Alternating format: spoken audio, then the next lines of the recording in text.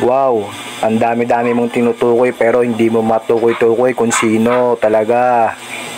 Kahit yung mga sinasabi niya, talagang hindi ko alam. Talagang hindi ko maintindihan kung ano yung mga tinutukoy niya.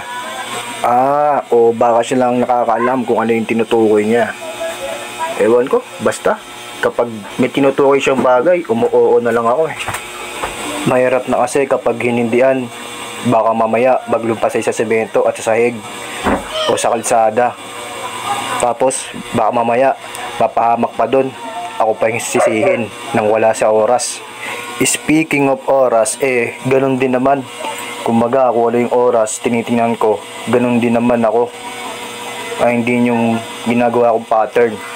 Kaya kapag may sinasabi siya, tanga na, lumalayo na lang ako ng kusa. Baka kasi kung sino-sino tinutukoy niya o yung kakilala niya o yung